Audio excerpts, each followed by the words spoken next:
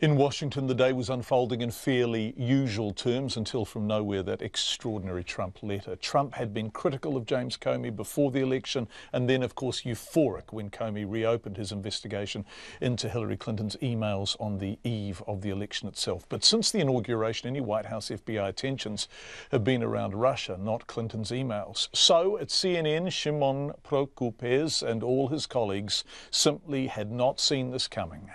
Trump has never publicly said that he lost confidence in the director. He never intimated that he had any issues. There were a lot of questions leading into the inauguration, into whether or not the director, whether the Comey would stay and whether he would keep him. And every indication was that he had confidence in Comey. And there was even a meeting at the White House where he kind of was playful with Comey after the inauguration. And there was like a sort of a hug or handshake, kind of close handshake. So there was never any indication from anyone that there were any issues between Comey and Trump. And then this just suddenly came today. Really, it came out of nowhere.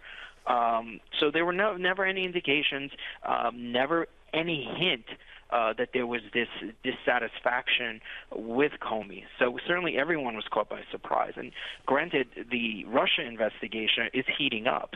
We're just now reporting that grand jury subpoenas have been issued. So things are heating up there. So, of course, people are wondering, did the Russia investigation have anything to do with this? Obviously, Trump has denied it. His people have denied it. But, it is a plausible question. It just no one can understand why this happened today. James Comey himself was out of town, not forewarned, not forearmed, not in his office. He was caught out and the FBI was caught out too. For a while, we couldn't even get anyone on the phone at the FBI. And the way Comey found that was through news reports. The director was out in L.A.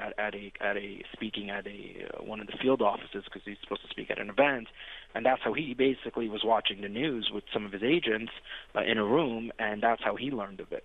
And then, maybe a half hour before he learned of it, a letter was dropped off at the FBI headquarters, basically telling him he was fired from the president. So, everyone was shocked. This is definitely there's.